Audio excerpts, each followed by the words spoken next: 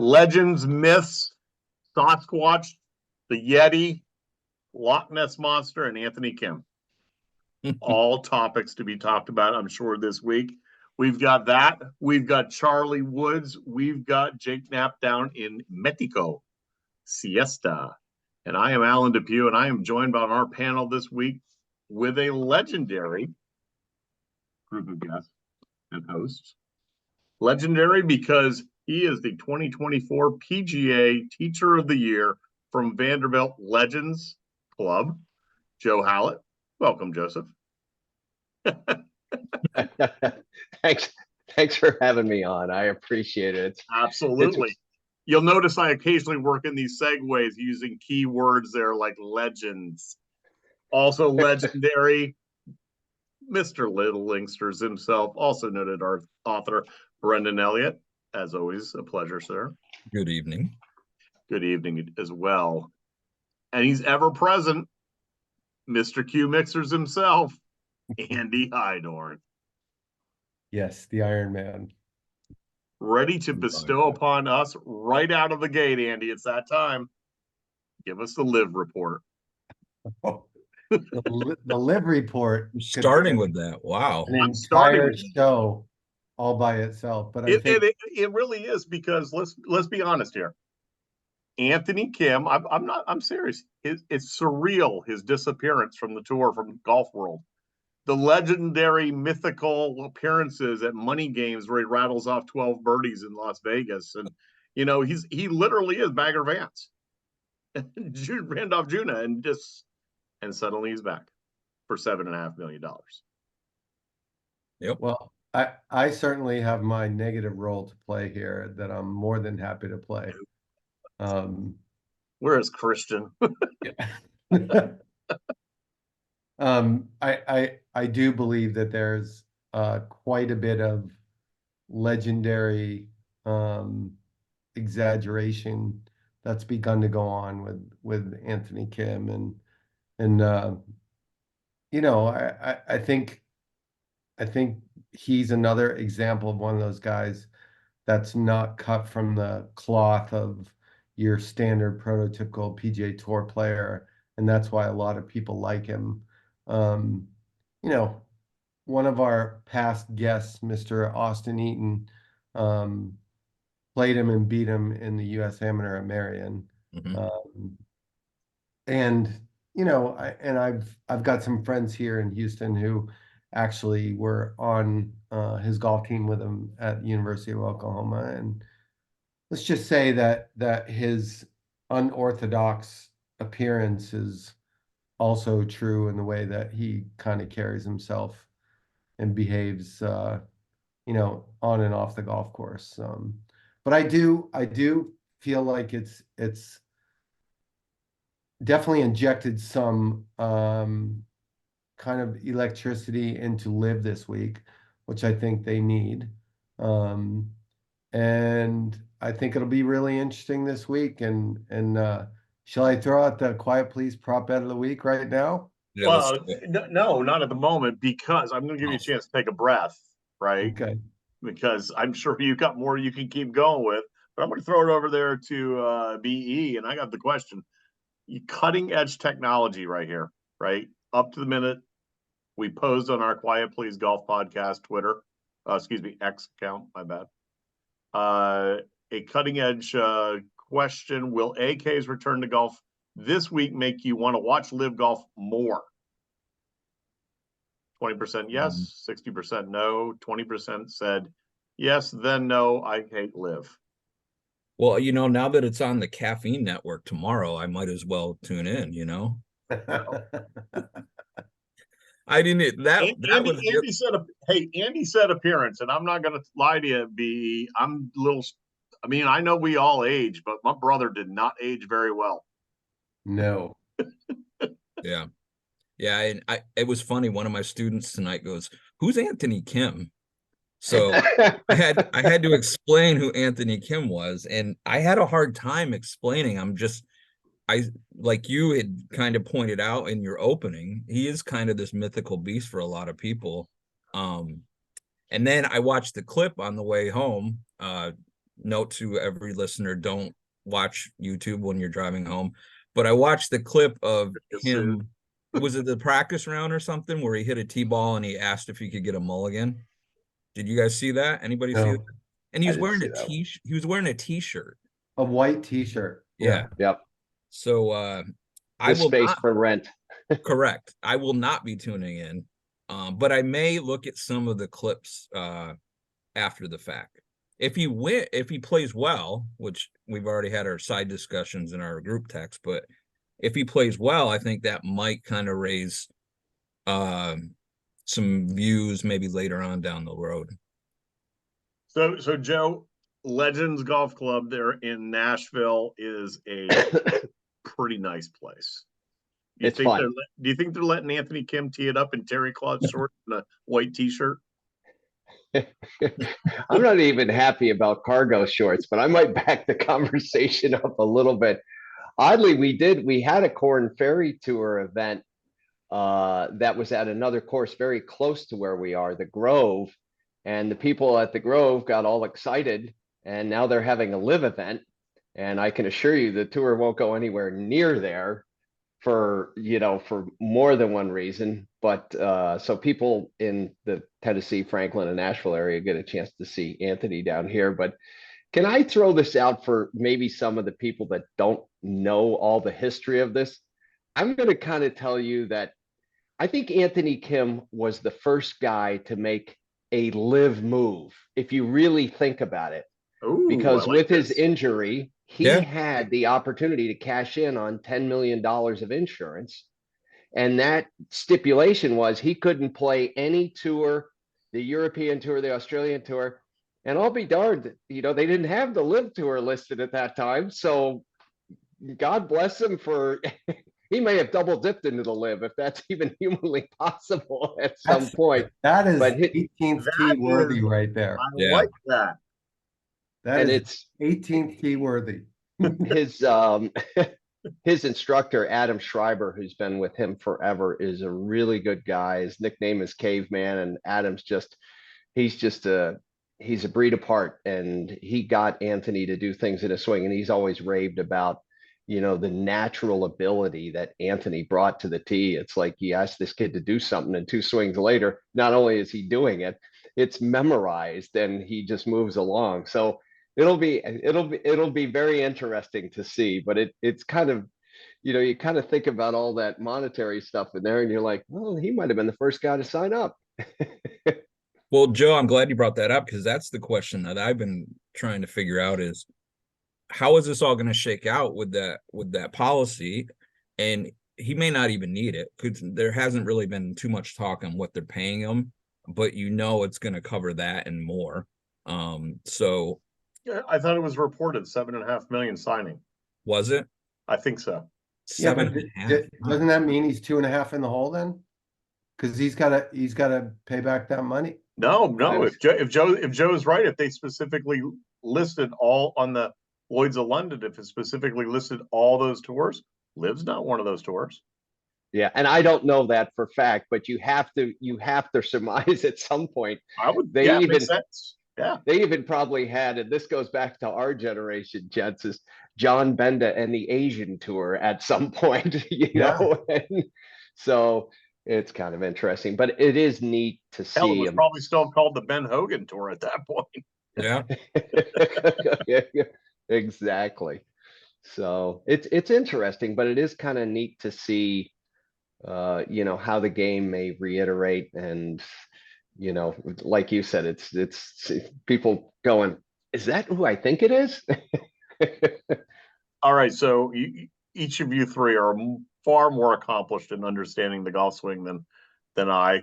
What'd you see, Andy? With Anthony Kim? Yes, sir. Yep. I mean, I think it's pretty basic and simple and good. Anything can look good, like Yeah. look technically sound, but you got to think he's a decade from playing professional golf. So that's going to be the hard part, where the rubber meets the road in tournament play. I don't think he's going to sniff 75. No, and yeah, I mean, there's part of me that on the teaching side of this, Brendan, you're exactly right. And Andy, it's about getting those competitive reps in. And he just hasn't, yeah, you can play some gambling games, but it's just different. And the one that still makes me scratch my head and makes me go, man, this cat is a really great player and he does know how to line it up, is Brooks Koepka. Going back off of Live, and you think, man, the guy's been playing in shorts. It's rock and roll golf. It's team golf. There's no way he's going to have that fortitude. It's a different type of competition. And lo and behold, he teed it up. But I think overall, Brooks is still getting some competitive reps in of a different form, but not having that. I'll be interested to see how that happens and how that fares out. I think that's a great point, Joe, in the Yep. sense that you could tell from the Netflix, series that Brooks was still into competitive golf. And I think he was at a vulnerable moment when he signed up for Live because he was injured and he was dealing with some stuff. But he never gave up the dream of playing great in majors and doing all that stuff. Where you take someone like Dustin Johnson, who I think basically set all that aside and said, this is my life now. I'm going to enjoy it. And whatever happens in those other tournaments happens. I think there's a big difference there. You're speaking way too fast. That you pointed that out. What? Yeah. If you're trying to imitate GJ, you're speaking way too fast right there. Yeah. Well, that's a good point, Alan. I mean, you see the two personalities, the complete contrast between Dustin and Brooks. And Andy, I think you said it last year. Well, right after the episode with Brooks aired, when we talked about it, you were all for kind of the struggle he was going through. You could understand why he was having those thoughts, because at the time, I don't think he had made the leap yet. And I hadn't liked Brooks up to that point, but that show kind of made me kind of think this guy's got way more under the hood than we can see on the surface. He really wants it, and then to go around and prove it at the PGA last year. Oh.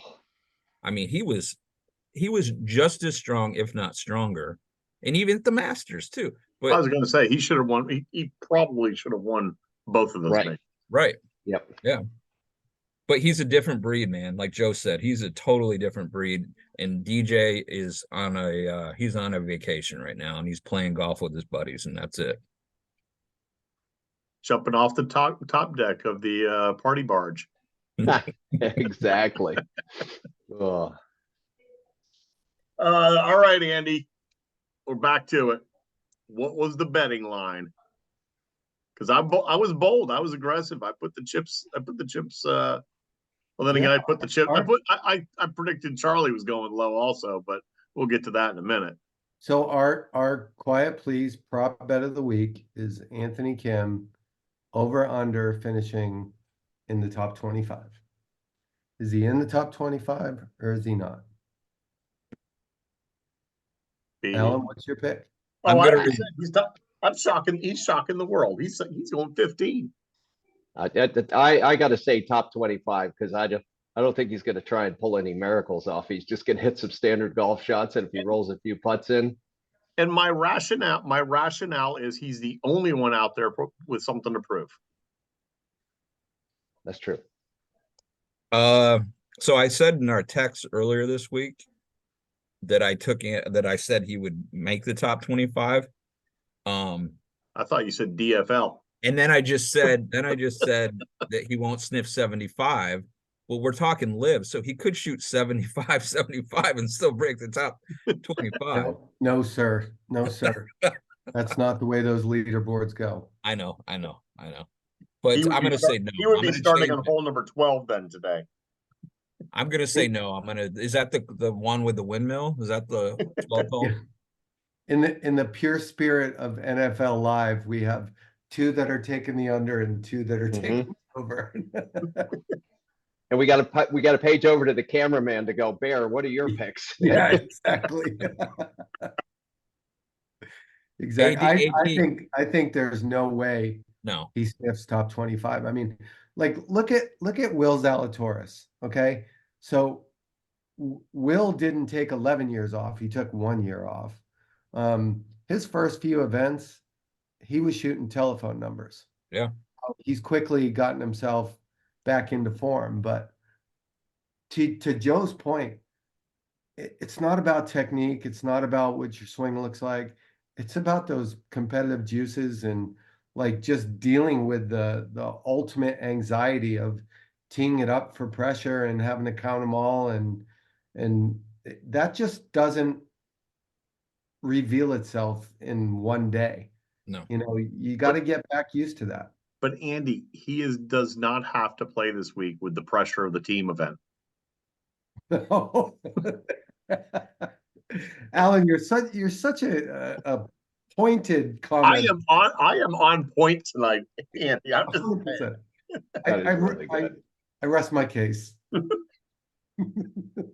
AD, can I throw one of your segues in? Can I do a segue? You segue away, sir. Okay. So before Joe came on, Joe and I have known each other for several years, and I thought I knew a lot about Joe, but we're talking about all this live money. It would be good to have an accountant or former accountant on the show to kind of hash all this money. And Joseph, I did not know prior to becoming a PGA professional that you were an accountant. Man, I mean, I literally was, dude, that's the honest to God truth. I graduated with an accounting degree, and as God is my witness, my dad used to always tell me, you're not going to college to be a golf pro, son. You're going to college to be a doctor, an attorney, or an accountant. Once you get out, you can try anything else you want. And you know, gosh, those are great days. In the cubicle, it was like Meerkat Manor. You'd stick your head up and see if anybody was in the office, and then you come back down. Oh, let's just say I scored higher than math than the verbal, and that's what got me there. That's awesome. So what was the transition? Like, how did that all go down that you went from that to pursuing this? You know, in all seriousness, Brandon, we were, I mean, we've spent a lot of time around Central Florida. Yeah. And my mentor, when I was a young man growing up at the Golden Hills Golf Club in Ocala, was a gentleman named Joe Lopez Jr. Yeah. And Joe's father was a great player. He finished runner-up to Sam Snead in the PGA years and years ago. And there I was working away at accounting, and out of the blue, he called me one day at my desk and he said, young man, I don't know if you realize, but I've qualified for the senior tour. And I did know that he qualified at age 50. And he said, I can't pay you what they're paying you in the accounting world, but I need someone to come back and run my pro shop. And gentlemen, we all remember those days. Those are the days where the pro had the lockers and the bag storage. So there was really kind of a lot to do. Yeah. And he said, I can't pay you, but I don't know if you'd be interested. And I said, Mr. Lopez, while you've been talking, I've cleaned out half my desk. and literally I went in and spoke with the partner, a wonderful gentleman named Dave Sutton. And I sat down with him, and Dave was so cool about it. He said, this is an opportunity you'll have once.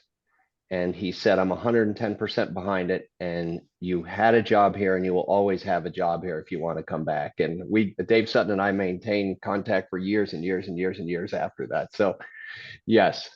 And luckily, to my benefit, I never signed a wrong scorecard. I mean, there are some big numbers, don't get me wrong, but I never signed a wrong scorecard.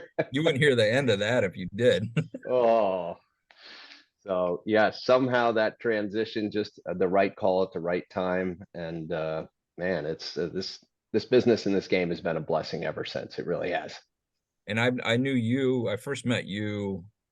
Well, I can't remember. I was at Redtail, I think. I was gonna say definitely Redtail. Yeah. Yeah. And then again, when you were working for the PGA at the education center, I popped in when I was there becoming a pro. Yes. Popped in to see you. When did you, so from Ocala to Redtail, was that the path? And then you started working with IMBY and you started to get some bigger names. Is that kind of how things? It kind of was that. And then realistically, I was teaching out at Redtail, and I was doing some different things and working with PGA. And I got a call from Rick Martino, who talked to me about coming down and working at the Learning Center. And as things kind of transitioned down there, I happened to go down and just kind of be in the right place at the right time. And it was classic, gentlemen. They said, could you come down a couple weeks early? Because we're shooting this thing with CBS called Get Golf Ready. And it's a great program that the PGA put together in kind of 5 days. And it was just the coolest thing because you got these 5 or 6 people who had kind of lapsed or had never played golf. And you never saw more people on day 4 with so much confidence. And this is just awesome. And then on day 5, we said, well, we're going to go play. And randomly, we decided, the PGA decided to bring JJ Henry and Stacy Lewis out to join them. And all that confidence went right down the toilet. I mean, it couldn't have disappeared any faster. And at that particular moment, I just struck up a conversation with Stacy and developed a friendship. And about 6 months after that, she sent me an email that I still have. And about once a year, I always text that young lady and I always tell her, I go, I don't know if I say thank you enough, but what you've done for me in my career pales to anything I've helped you with. And she's done fairly well. So it's kind of a long, cool journey. I take it this wasn't Club Pro Guys Learning Center. It was a different. No, but every once in a while, you got to go to the Club Pro Guys Learning Center to kind of bring everything back to like ground level on things, right? Okay, we're so far along. What is the right pinky been at? 16 degrees or 17? So, what is the old? There was an old story about Lou Holtz, and all the college football coaches always had the, their week update show or whatever. There's just a classic clip of, I think it was Notre Dame, just got absolutely annihilated. And he opens the show and he goes, gentlemen, this is a football. So you always want to be able to back it up and start things where they start from. But it's been a crazy ride. And, thanks to, the accolade and the award, I don't plan on slowing down anytime soon. So, yes. And congratulations. As do none of us on this podcast. I mean, Brendan, you're going as hard as ever. And it's all that there's something about this game. It gets in you, whether you're on the tee or whether you're helping or whether you're playing, I mean, I know all of us last year was just like, man, if I could play like that Michael Block guy, could you imagine? I'd have retired. I literally might not have turned in a card after I made that hole in one and gone, doesn't get any better than this. I'm done. Exactly. Except his up and down on the last hole was almost every bit as good. That was unbelievable. Yeah. Joe, so before I ask this question, I do have to chime in on something because Mr. Elliott sent me an email this week, and I sent an email back to him. I got a comp. Have you ever seen a guy with a signature line larger than Brendan Elliott's? I mean, it's like 3 books for all the things he does for the golf industry. And I'm just telling you right now, folks, I am in awe. This man does more for the golf than anybody I know. So when you said that to me, I chopped like 5 lines off. And now that you mentioned it on the show, I'm gonna really chop that shit. Do not trim that down. I love it. I shared that with Riley, and I was like, she goes, that's impressive. That's the only thing I ever know is, Brendan, whenever you send me an email, there's no chance the email will be as long as your sign-off line. I know. Well, look, there is something to that, and maybe Joe can speak on this because I know Andy can, and actually all of you guys, but when I got into this business, I watched my club pro that I grew up in upstate New York, and I was leafing through his teaching manual. And to me, that was a club pro, the guy that owned the shop. And like Joe said, he got a little take on the pull carts and rental carts and the lockers.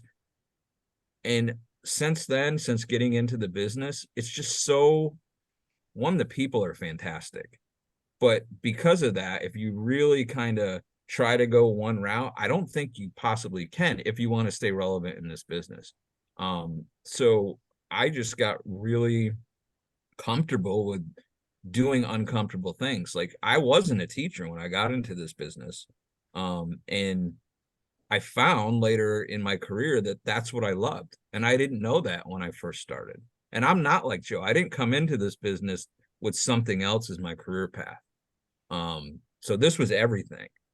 And anybody that works in the industry kind of gets it. But for those that listen to the show that aren't in the industry, you have to really, golf pros really have to love the game, because it's not an easy business, and it takes you in so many different directions. Well, I started as a touring professional, as Andy can attest from my. Yes, I can No, attest. but no, in all serious, I remember one time being a camel or a counter jockey, and I'm standing there talking to somebody, and they're like, "Oh, I getting out to play much?" And I'm like, "I haven't played in 2 months." As a guy's walking by, and the door hasn't shut as he's walking, and he goes, "Yeah, Jim, this guy works at a golf course and hasn't played in 2 months." That's the nature of the beast. Sometimes it's you got to love the game. And speaking of loving the game, goes to imparting knowledge on the game. Joe, you got to tell everybody, for the listeners out there. I mean, club professional of the year. Obviously, a lot of people like to point to that to be the top. I personally feel the teacher of the year is Yep. the pinnacle award in the PGA's wheelhouse. One, how does it feel? Two, tell everybody about the process on how you. I mean, people don't understand how you get nominated for those awards. All right, I'll let you guys in on two things, and I've shared them with and one of them is, gentlemen, as you know, our PGA president, John Lindert, who has he's been a friend of mine for 15, gosh, maybe almost going on 20 years now. And he's such a great guy to begin with, right? So, and Brendan, you've had this phone call before, and it's literally the day before Thanksgiving. And I'm literally sitting here in my office, and I look at my phone and I see John's face on there, and me being me, I pick up the phone, and it's the day before Thanksgiving, and I say, well, if I can't eat turkey today, I might as well talk to one. And John says, I'm going to make you eat your words right about now. So there's a process of, like kind of within the sections, you might win your chapter award, and then in Tennessee, there's 3 different chapters, specific chapters, and then you're up for the section award. And then when you nominated by your peers. Correct? Yes. And, when then you are submitted for a national award, and you've got 41 sections. And it's a process where you fill out an application, and it's as Brendan will attest to, it's a pretty in-depth process. And it kind of really, the good part is, at the end of it, it really makes you take account of yourself to the things that you've done, and the things that you go, man, I still have some open areas here that I think I could do better for my students, better for my association, and be, kind of fill myself out a little bit more as a more rounded teacher. And then, that election process kind of spans almost, I want to say almost like 12 weeks, where they narrow it from 41.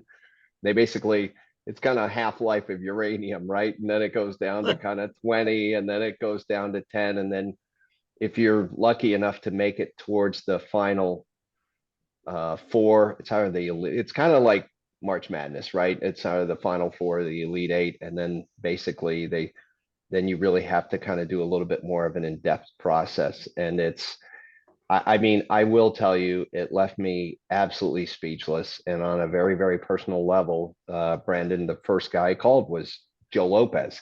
And I literally got so choked up on the phone that my wife had to talk for me. And it's just that meaningful. It just, I mean, it's like this big gut punch of humbleness that is so fantastic, and it just makes you want to go do more. And of course, my wife Jenny looked at me and she goes, well, so much for slowing down the next couple of years. So I don't know, Joe, where I saw this, but maybe it was on the Golf Channel. You got interviewed or whatever, and honestly, when you started talking about Joe Lopez and about your first phone call, that was moving.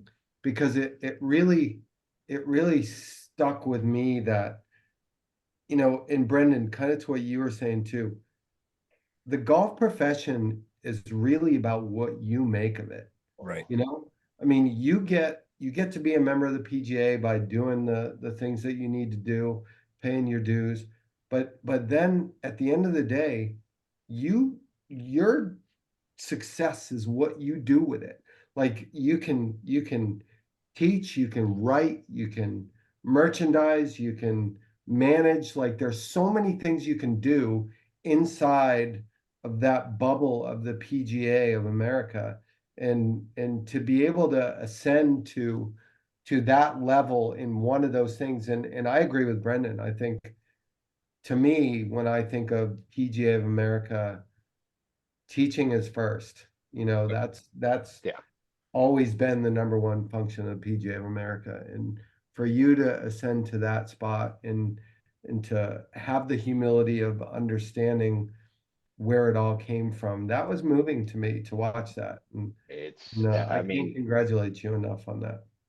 thanks. And you know, and me being the sarcastic guy that I am, I also said, well, I've joined a pretty influential village, and every village needs its idiot. So I'm glad that they let me in. Yeah, I to me, what Alan was saying about that being, and Andy just reiterated, the essence of what we do as golf professionals, as PGA members, is make people enjoy the game. And Yeah. there's a multitude of ways we can do that. And I focus on kids. You work with some tour pros, LPGA tour pros, but you work with the average golfer too, right? Absolutely. Yeah. And it's helping people enjoy the game more. It doesn't get any better than that. And it took me a couple years to understand that when you can get somebody to enjoy the game, no matter what level they're at, whether they're somebody that's looking to play competitively or somebody that's just trying to break 100, there's just something about it. You know, there's just something special about it. Dude, when you put that smile on that guy or that gal's face, and they're like, man, I finally broke 90. You're like, that is the coolest thing you could possibly do. And it's like all of us here involved in this business are, you know, that's the buzzword today, is it's like, it's about the experience. It's got to be a great experience. We've been doing experience for, well, someone's been doing it for 45 years, it seems like, but Yeah. you know, and that's really what it is. So when you dive into the swing itself, as someone that's working with touring professionals, as Brendan said, or down to the average Joe, as they say, to the listener, what are the takeaways from your perspective? What are the things that the common things that they really need to focus on to get back to basics, to see a way to improvement?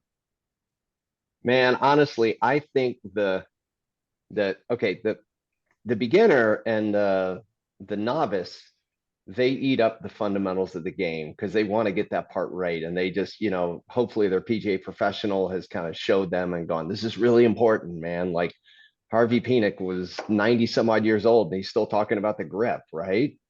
But the beginner and the novice, they really eat that up. And then all of a sudden we get in this little rabbit hole where we all of a sudden we're down and we're, you know, we're kind of looking at these angles and measurements. And then when you get out there and you watch the players as they progress and they finally get out to the tour, it's funny, but bringing them back to the basics at that level is, and the beginner understands it, the tour player understands it. It's the guy or the gal that's really competitive, that's almost where they want to go, and they go, I know there's something more. I know there's something more. There's got to be a better pair of socks that I can wear that'll help me, you know, with my ground force reactions. Bernie Najar, who's an incredible instructor, said something. And Bernie, for those of you who don't know him, teaches a gentleman named Kyle Berkshire. Mm-hmm. And Bernie is so deviously quiet, and he kind of was chatting with me the other day, and he goes, you know, we've got all this stuff, and we've got force plates and ground reactions, and you know, verticals and rotationals and horizontals. And he goes, all that is great. But if it doesn't reach the club, it's kind of a moot point, isn't it? And I was like, so you're working on the release, is what you're telling me? He goes, exactly. He said, for our average players, maybe the way to develop more distance is to learn how to release the club a little bit, which is that goes, and as we talk about the game, that goes right back to Bob Toski, 40 years ago with no TrackMan and all that. And it's kind of crazy. Just you always have to kind of sprinkle or sprouse in some of the basic, even when it gets very, very complex. So, the swing, I mean, Bill Strasbaugh said it best. It's 98% setup, 2% takeaway, and the rest is up to God. And if you can get those two pieces right, you got a shot. You really, really do. I'm curious what technology, with that said, and I totally 100% agree, what technology do you use on a regular basis? Definitely, I use a ton of camera work. I got a ton of money invested in cameras, and it turns out this guy here is as good as any of the cameras that are out there today. Yep. We have SkyTrack and FlightScope, and I mean, with much credit to TrackMan, I love and they were the innovators. But we got enough members and enough kids that are carrying out their own TrackMans. We decided we're not going to go buy one because half the people are showing up, especially the college kids have that anyway. Yeah. A little bit of force plate stuff. And, we use like the DeWiz Yep. or blast motion. Yep. I kind of like that. It's kind of a different way to get a reading that when someone's really kind of going, oh man, my path or whatever. And it's like, let's see if we can change this number a little bit. Yeah. I really have so much respect for those guys that teach off of that. And I'm going to throw this out there for what it's worth. And it's not belittling or anything to anybody, but you look at the guys that are like the TrackMan maestro, Joe Mayo. Okay. And when those guys that got into that technology really early, they knew how to read the numbers. I mean, Chuck Cook, you're never going to find a guy who can fix a swing faster without any technology than Chuck Cook, literally. But Chuck also understands that technology. And then all of a sudden, and this isn't a bane, this is what happens in every industry a little bit, but as instructors, and I know this from teaching some of the PGA courses, we had so much of the next generation of kids coming up, and they're all about the numbers and they're all about this. And okay, well, yes, you're +7, but your face is closing at 850 millibars per second. And then the player looks at him and goes, what does that mean? And he goes, I don't know what it means, but that's what's happening.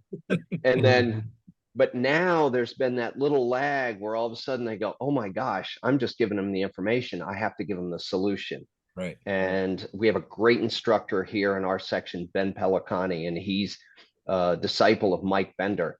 And he has a great seminar coming out for our section called The Art of Teaching. And that's really what's kind of coming back, is that little bit of, can you sprinkle the special sauce on it and go, James Lights is great at that. He kind of puts all the numbers up there and someone goes, what does that mean? He goes, that means I'm facing the TV the wrong direction. He turns it around and he goes, let's talk about your swing.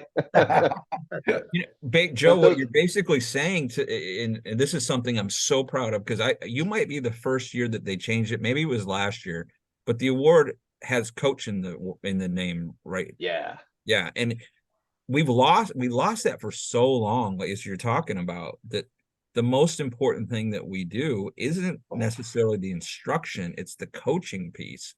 And it's moving people along the pathway, and things that have nothing to do with the mechanics is ultimately what helps people in the long run. It really is that the coach aspect is the biggest part. And guys, for what it's worth, I do very, very little social media. I mean, I'm probably basically socially unacceptable, is why I don't do a lot of social media. But one of the neat things is that at a higher level, players will confide in you a little bit more if they know everything is not going to go. And part of that coaching is, sometimes they just want to talk about, and that doesn't have to be a tour player, it could be a college player, and go, can I talk to you for a minute? And you're like, okay, what's going on in your game? It's not my game. I'm taking too many classes and I'm trying to overdo this. And what do I do? And if you have hair my color, apparently you're supposed to have the answer, but there is, and that's where that coach, Brendan, as you're saying, you become a motivator, and just to get people to always keep a positive attitude about their game. And it's kind of like if your life isn't going the way you want it, you want to escape and go to the golf course and at least have something good happen there. And if something good happens there, then maybe you can turn around and head back towards regular life and go, okay, I got this. And that's where we're kind of that coach. So Joe, here's the question for you. Two part. One is for the golfers out there that want to learn more about a little bit. I realize you're not on social media, but I do know you have a website. How do people find you to find out a little bit more about things that you're putting out there and your teaching ideas? And then secondly, after you answer that, roll into what happened to Charlie Woods. Oh my gosh. So you can go to joehallettgolf.com, but I actually I have an Instagram account, and one of our partners, after I gave my Instagram account, he said, "Is this a new account?" And I go, "Well, I've had it for about 6 months." And he goes, "You have like 21 followers." I go, "You want to see my Twitter account? I've had that for about 7 years and I have 78 followers." But yes, I am on Twitter, and I am on, or X, and I am on Instagram, and we're trying to do some more things and more fun things, And do you have simple solutions. Yes, joehallettgolf.com is the website. And you know what? You should absolutely check that out without question. And I'll even give out to you my email, which Brendan, and when we all got into the PGA, you pass all your tests, and then it says, now you can, okay, here's your profile. You can pick an email. And I thought, well, I could put Joe Hallett at PGA, and randomly I thought, what the heck? I'll type in the PGA guy at PGA. Bingo, I got it. And at that point, I thought, there's 26,000 people in this organization, and this is not the most creative bunch that I've ever hung around. I was like, certainly somebody has to have taken that. So I am the PGA quickly guy. Rose to the top. Yes. But yeah, Charlie Woods. Oh man, I know you guys probably saw what Club Pro guy says, whatever he says. I'm sure Charlie would tell you he left a few shots out there. I don't know. There's a lot of pressure in there, but that kid is impressive, especially to watch him play with Tiger, and just the mannerisms itself. I do think probably a lot of, there's a lot of internal pressure there, you would think. And I think being Tiger's son, but I'm always related to this. There's a young man that I taught years ago named Stephen Bradley, who's the coach over at University of South Florida. And one of the he's a bull. Yes, I played bull golf. One of the oh gosh, then please remind me. And I'm not sure if was it the Claw? Yeah, they just closed it. Oh yeah. God, that golf course was the hard. God awful. Oh, if you could play the Claw every day and keep it at par a little bit better, you had temperament, game, and every other thing that was needed, which nobody ever was able to do. I'm always reminded. I watched Stephen, and one of the young men on his team was Chris DeMarco's son. Yeah. And just to hear his reaction, it's a practice round, and he hits this putt, and it just misses the hole, and his teammate goes, "That was a good putt." And without missing a beat, DeMarco's kid looks at him and he goes, "No, it wasn't a good putt, goes in the hole." You're like, and so that internal training that's coming from a tour player or a high level player, I don't think it's not only the expectations, it's just the everyday is, no, a good putt goes in the hole. No, a good iron shot goes on the green. Well, you hit it well. Hit it well doesn't matter. Did it get on, So I think he brings that to the table, which is probably a little bit of a leg up. But I gotta imagine he had a little internal pressure that he was putting on himself. What do you all think? Well, Andy, he was the first one on the range that morning. You had him. You at the Well, prop bet. that was our prop bet of the week last week, Joe, and it was 76. Would he go over or under? And shall we review what the over-unders were? I was Oh, over. I paid out. Yeah. I was over. Brendan was over, and Alan owes us both $1,000. So If Wait a minute, I thought Bogey was your friend, except for that one hole. yeah, yeah. So we and look, Didn't he cut Tiger by one at Augusta though? A 12 versus a 13, or maybe, but he's 15 years old. He doesn't play golf courses that are set up like that. No. And I'm sure that there was as much as he's under the microscope, I'm sure it was even more so that day. So, I mean, to expect that he would have a good outing just isn't realistic. Yeah, I Yeah. agree. And Yeah. the question that I kept seeing on social, because I wrote about this with a new website I'm writing for, the pressure. We'll go back to what Joe was talking about, the pressure, but I don't know why, like why were you even trying to pre-qualify for a PGA Tour event? I just that, and I do think that Tiger's doing an exceptional job Oh with my gosh. everything he needs to do as a father, as a coach, someone that's walked this path before. So I think he's doing good in that respect. And then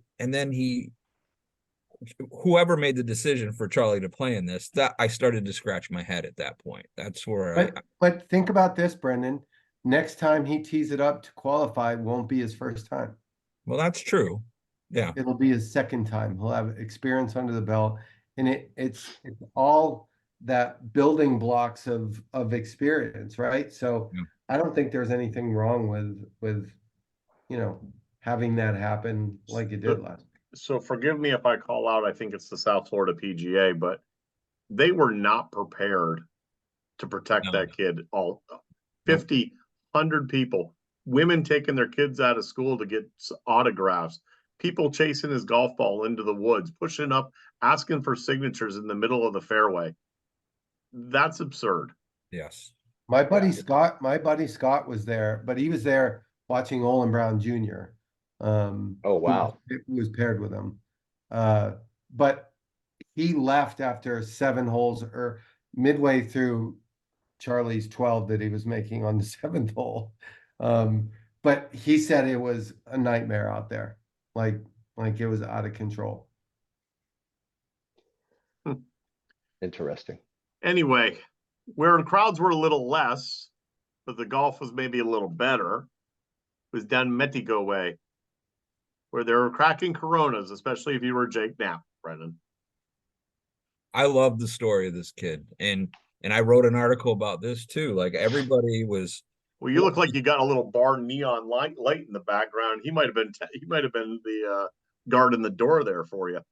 But here's the thing, and Joe, you're a smarter guy than the rest of us for staying away from social media, because I get so freaking irritated with enough with the Tiger and Charlie, commentary. And then we want new blood, or want you to write about new people. So we write about this Jake Knapp kid, or this is a great story. Oh, the field was weak. There wasn't anybody playing. There is no weak field on the PGA Tour. I'm sorry. And What did he shoot that last day again?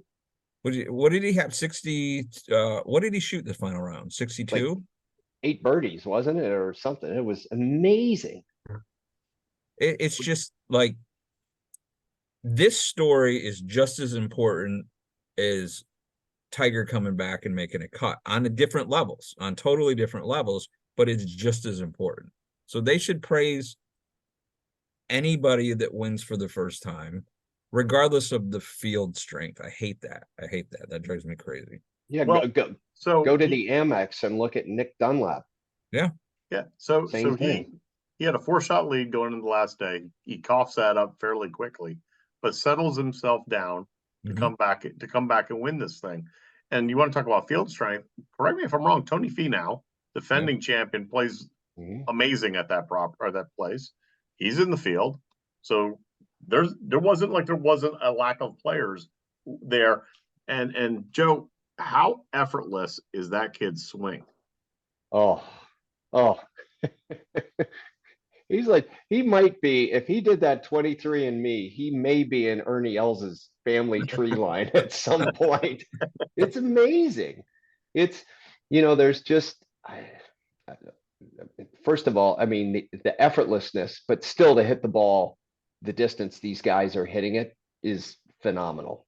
And I mean, if you want to follow tempo, that is the guy to watch right now. There's no question about it. Yeah, I think it's I hate people who bash the media, but I just think it's too easy for people to say, he was a bouncer. He's been a really good player for a really long time.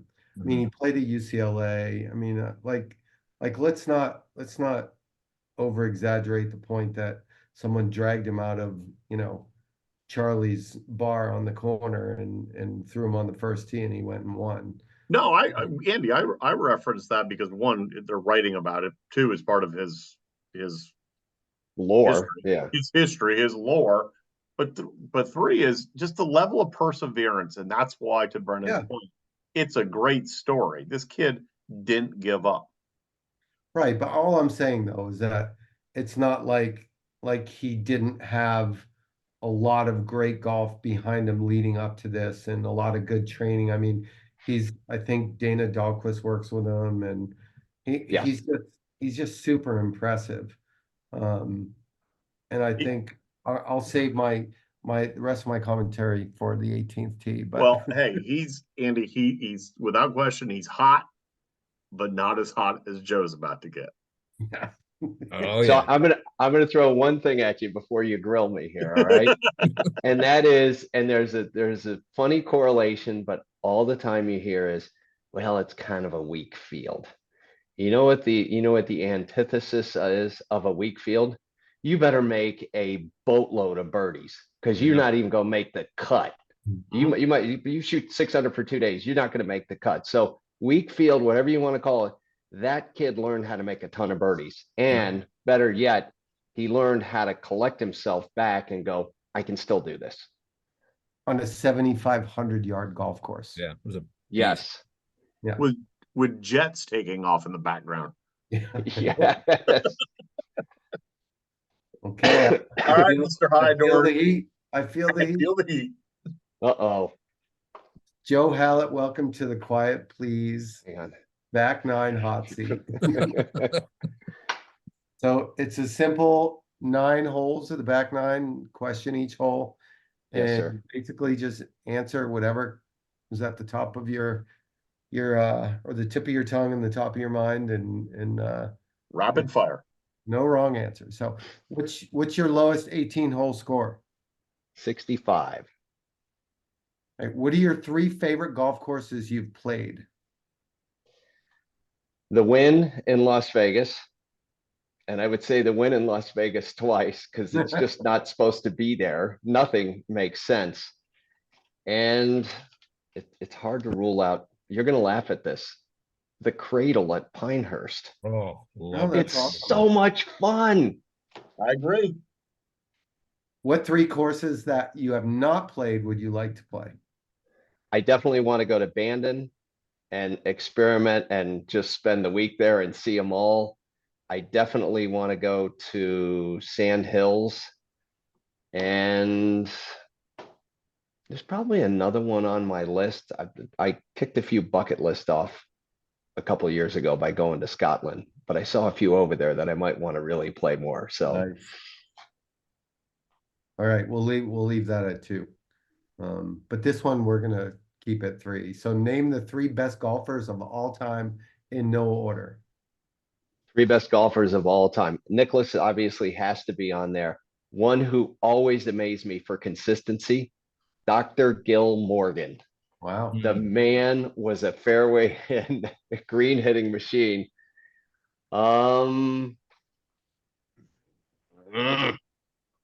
I'm going to throw Furyk into the mix. First one to leave Tiger off the list. He's a given, though. Nope, there are no givens. Oh, the hot seat. How about Tiger Furyk or Jim Woods? There you go. What's the best part of your game? Putting. Okay, what skill is most important for a player to play good golf? Doesn't have to be physical. They got to have a good short game. Literally have to have a good short game. Nope. Who is your favorite golfer, past or present?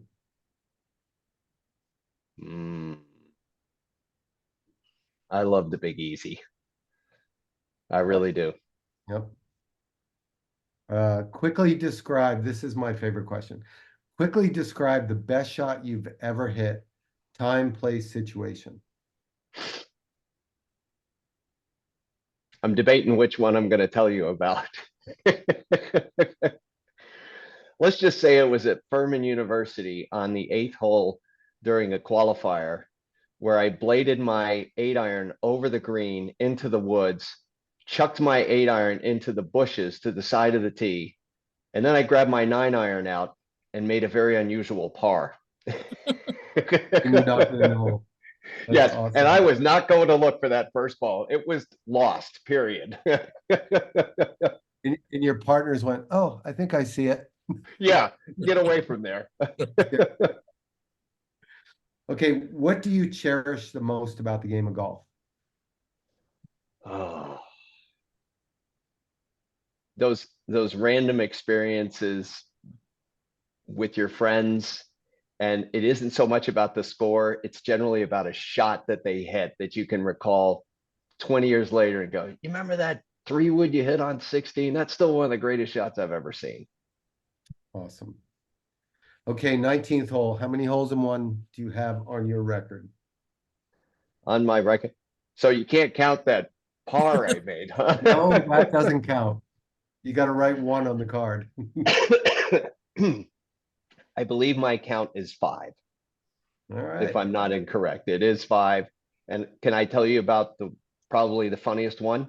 Sure. Playing in Silver Spring Shores. Back then it was the Space Coast Tour. JC Goosey was running it. Oh, yeah. And there's something I always wanted to do when I was playing. And so we make the loop. We get to the 16th hole. It's a short par 5. And I'm playing with a former college teammate of mine. And I cut the corner. I hit the green with an 8-iron. I got 16 feet for eagle. And I look at Steve and I go, I'm in a predicament here. And he goes, what? I go, I've always wanted to have a scorecard of straight 4s. And he goes, what, are you going to try and miss a 16-foot eagle putt up the hill? And I go, well, I'm going to try and get it close. And I did. And on the very next hole, I pulled a 6-iron out. It took one bounce, it went in the hole, and I went, oh, crap. And I still have that scorecard. It is 17 4s and a 1. That's awesome. That is awesome. Well, thank you for playing our game. That was fun. All right, Brennan, 18th green, flagstick, getting ready to put in. Final thoughts, sir. First and foremost, thank you, Joseph, for coming on. You know, when we were texting about something. Oh, it was when you did the donation for our Little Linksters auction. You had said that you had something coming up that you couldn't really talk about, but I knew all about. And I immediately knew what you were talking about. And I was so proud, man. I was so happy because you're one of the nicest guys in the business. And you know, the relationship we have, you being on the board for Little Linksters, I sincerely appreciate that. So congratulations on the award. And my final thought, I am very excited about my favorite event, my favorite place to be, the Arnold Palmer Invitational. My favorite non-major, I should say, because I am Augusta freak. But that's coming up soon, and really looking forward to getting out there to Bay Hill. I played Bay Hill a dozen times. The feeling you get there. I've met Arnie twice, talked to him for about 20 minutes one time in the parking lot when he was walking his dog. So I just have all the feels when I go to Bay Hill, especially for the tournament. Joe, That final thought. I'll tell you what, and just I'll kind of dovetail on that. I still have a picture, and it's upstairs, but when I was a young man, I got to go to the Arnold Palmer Junior Academy at Bay Hill. Mhm. And Mr. Palmer came out, and naturally, me being kind of a dorky junior kid, there's a picture of Arnie standing next to me, and he has his hand right over my shirt, because only I would have worn a Golden Bear Jack Nicklaus shirt to the course that day. And he looked at me and he said, "Son, you got a long way to go." And man, I think where the game is right now is really cool. And I love this Florida swing coming up. I love watching Bay Hill because there's just so much respect for that tournament, and just it means so much every year when those guys come down. I'm looking forward to it. And I hope you'll have me back on one time. This is a heck of a lot of fun. Oh, yeah. Absolutely. Andy? Well, Joe, all I can say is, and again, heartfelt congratulations on your award. I think it's awesome. Thank you for coming on, and I just know that we will certainly call you out again for you know, saying that you'd come on again, because we'd love to have you again. So I have two things a little bit live related here. First one is the Taylor Gooch, loose lips thing going around, where, he thought he was going to be, kind of the sharp guy and say that if Rory wins at Augusta, there should be an asterisk um, there. And I just think it's just such a I don't know, a disingenuous way of looking at the world of professional golf right now. And I think if you look at the field at the Masters, there are an awful lot of live people there. And if you're not there, Taylor, I kind of think that that's your fault. And there's not going to be any asterisk in any record book because you weren't there. Yeah. So at the end of the day, I just think that that's a little bit ridiculous. And the bigger picture, I think there's a lot of talk about the lack of quality of the fields, like we talked about earlier on the PGA Tour. And one of the things that happened with Live is it took away a bunch of tour players and opened up for other Corn Ferry players and international players to come up and start playing on the PGA Tour. And make no mistake, these are not players who aren't worthy. These are great players who have taken advantage of the opportunity to go out there and start proving themselves. So if not everybody's recognizing the names on the leaderboard every week, it's not because it's a weak field. It's just a bunch of new players that in the process. And the greatest thing about the PGA Tour is it feeds golfers, developing professional golfers from underneath. And we all talked about this before. Will Zalatoris, no one knew who he was 3 years ago, right? Yep. And there's a lot of names just like that we'll continue to see come up, and they're playing great golf. My final thoughts, I'm going to chime in also. Two quick thoughts. One, I'm seeing more and more of these pictures coming out of Cabot Citrus Farms. Yeah. And I am putting it down right now. We're going on a road trip because I want to play that place. There you go. So that's number one. Number two, I generally don't promote TV because I'm not a big TV watcher, but Full Swing 2 coming out March 6th. And what immediately caught my eye is something as it relates to one of our former guests. I guess there's a big piece in there about Keegan. Yeah. And we really get an appreciation for how the Ryder Cup snub, what it meant to him. So tune in, Netflix, Full Swing 2. My final thought is Jake Knapp. Adios, amigo. Good job.